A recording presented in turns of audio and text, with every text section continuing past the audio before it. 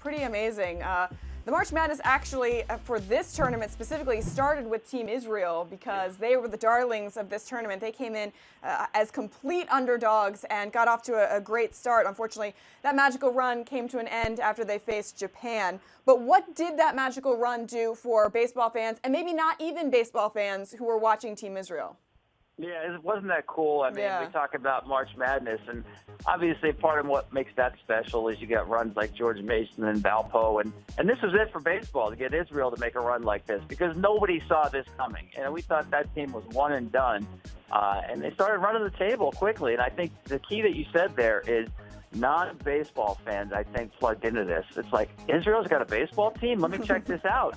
And I think when you bring more casual fans in and they find out that, especially as you guys said, the way these games have been played, not just close, but with a lot of emotion, it's easy to dig these games. A lot of people kind of knock the WBC without watching it. Once you watch these games, how can you help not but like these games? And I think Israel has been a big part of the storyline this year.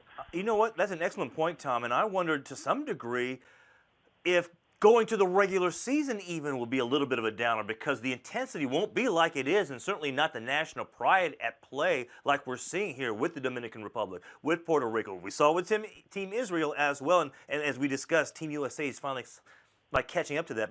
But how surprised are you overall at how that's playing out this year more so than the other years?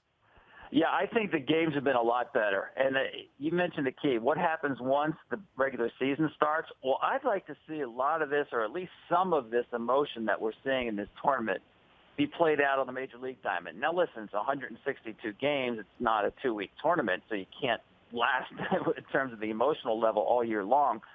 But getting excited, teams coming out of the dugout, high-fiving after a big hit.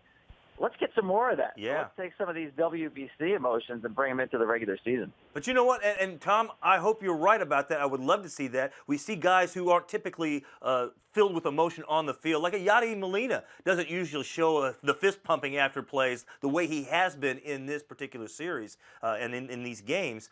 But then you also know there's going to be some old crusty pitcher who's going to say, you know what, you're trying to show me up. I'm going to have to drill you right in the ribs. Yeah, times are changing, though. Slowly, I think it's becoming, okay to show emotion. As long as you don't show up the other team, it's okay to celebrate when you're playing baseball.